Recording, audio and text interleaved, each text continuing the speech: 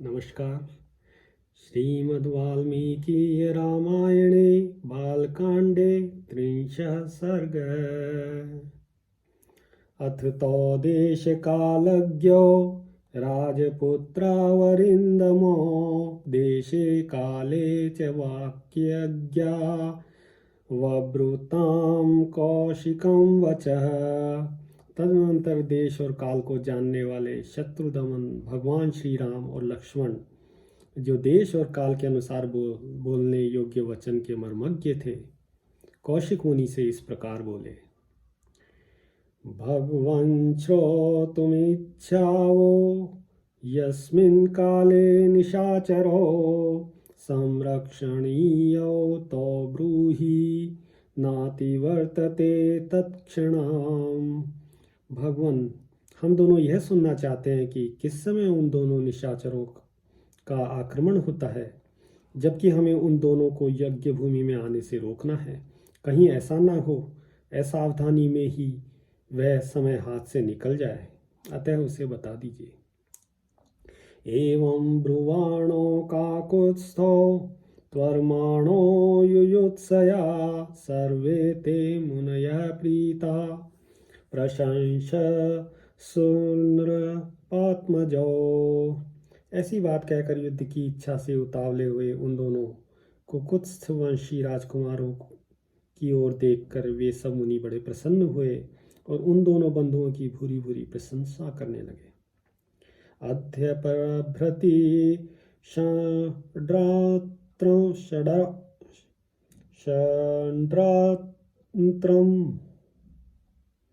रक्षतां राघवौ युवां दीक्षां गतो ह्योष मुनिर्मोनित्वं च गमिष्यति।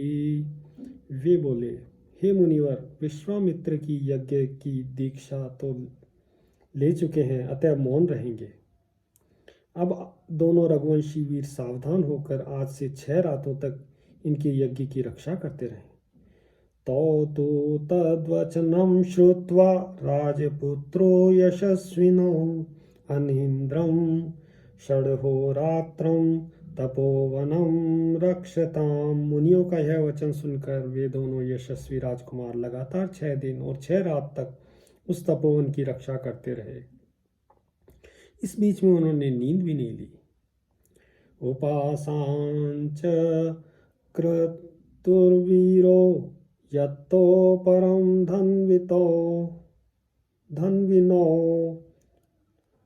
रक्षतुर्मुनिवरम विश्वामित्रम अरिंदमो। शत्रुओं का दमन करने वाले परम धनुर्धर वीर सतत सावधान रहकर मुनिवर विश्वामित्र के पास खड़े हो उनकी और यज्ञ की रक्षा में लगे रहे।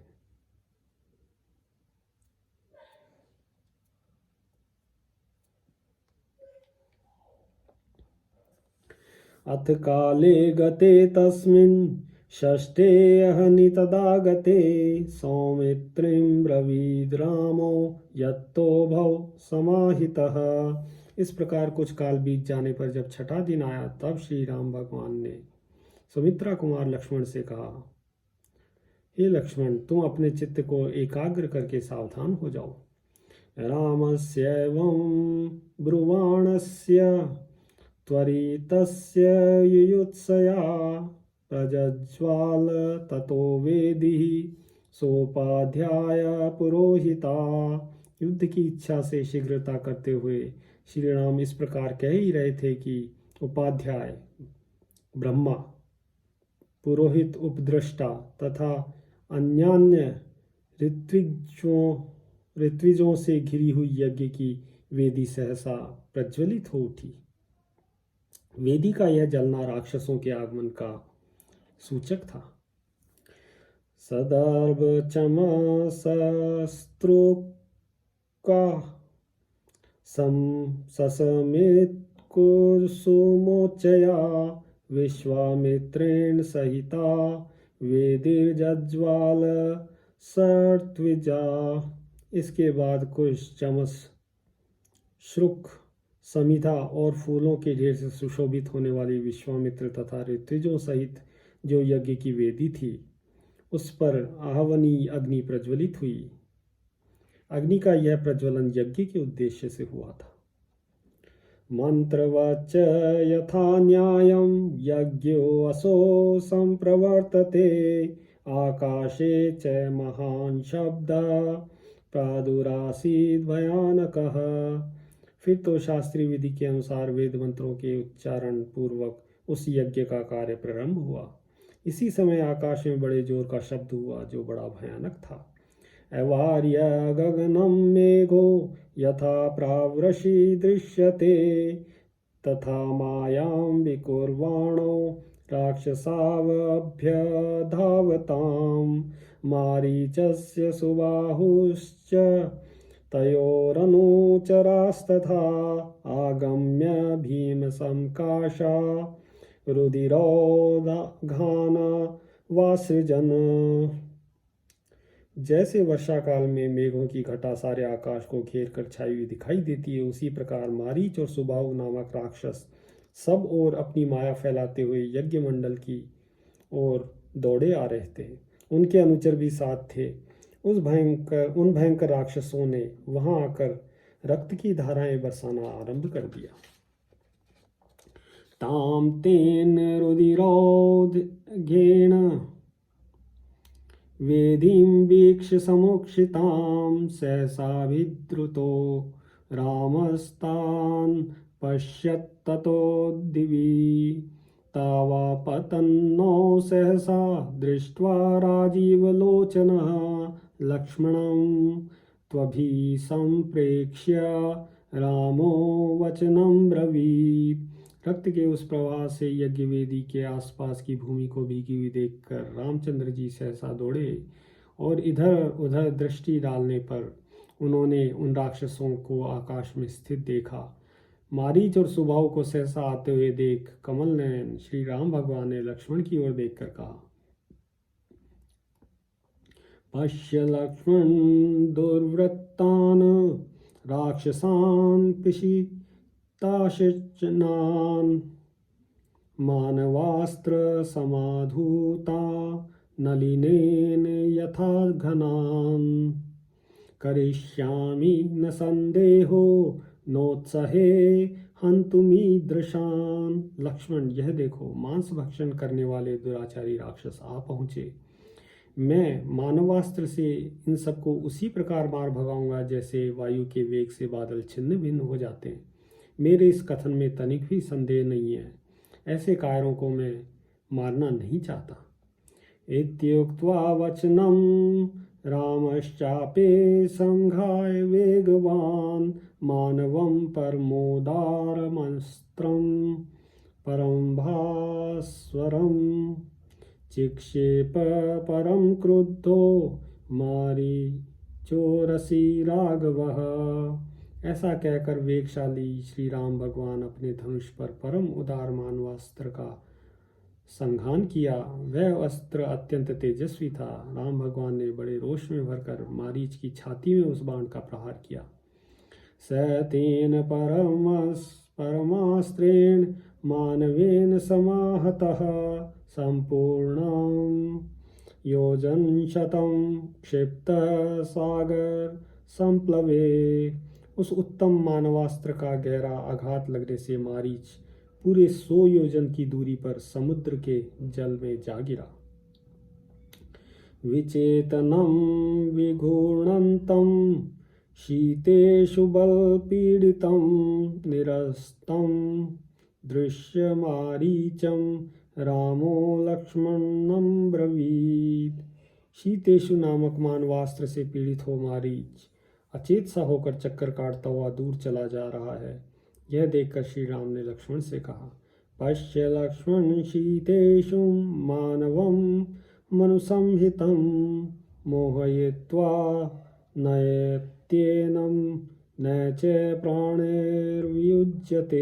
लक्ष्मण, देखो मनु के द्वारा प्रयुक्त शीतेषु नामक मानवास्त्र इस राक्षस को मूर्छित करके दूर लिए जा रहा है, किंतु उसके प्राण नहीं ले रहा है। इमानपि वदिष्यामि निर्घृणान् दुष्टचारिणः राक्षसान् पापकर्मस्थान् यज्ञध्नान्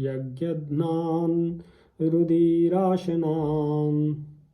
अब यज्ञ में विघ्न डालने वाले इन दूसरे निर्दय दुराचारी पापकर्मी एवं रक्तभोजी राक्षसों को भी मार गिराता हूँ। इत्युक्त्वा लक्ष्मणं चाशु लाघवं दर्शयन्निव विग्रह्य समूहच्चास्त्रमाग्नेयं रघुनन्दनः सुबाहुरसि चिक्षेप स विद्ध पापतद्भुवि शेषान् वायव्यमादाय निजघान् महायशः राघव परमोदारो मुनीनां मुदमावहन्। लक्ष्मण से ऐसा कहकर रघुनंदन श्री राम भगवान अपने हाथ की फुर्ती दिखाते हुए शीघ्र ही महान आग्नेयास्त्र का संधान करके उसे सुबाहु की छाती पर चलाया। उसकी चोट लगते ही वह मरकर पृथ्वी में गिर पड़ा। फिर महायशस्वी परम उदार श्री रघुवीर ने वायव्यास्त्र लेकर शेष निशाचरों का भी संहार कर डाला और मुनियों को परम आनंद प्रदान किया। स हत्वा राक्षसान् सर्वान् यज्ञघ्नान् रघुनन्दनः ऋषिभिः पूजितस्तत्र यथेन्द्रो विजये पुरा। इस प्रकार रघुकुल नंदन श्री राम भगवान यज्ञ में विघ्न डालने वाले समस्त राक्षसों का वध करके वहां ऋषियों द्वारा उसी प्रकार सम्मानित हुए जैसे पूर्व काल में देवराज इंद्र असुरों पर विजय पाकर महर्षियों द्वारा पूजित हुए थे। अथ यज्ञे समाप्ते तु विश्वामित्रो महामुनिः निरीतिका दिशो दृष्ट्वा काकुत्स्थमिदं ब्रवीत्। यज्ञ समाप्त होने पर महामुनि विश्वामित्र ने संपूर्ण दिशाओं को विघ्न बाधाओं से रहित देख रामचंद्र जी से कहा, कृतार्थो अस्मि महाबाहो कृतं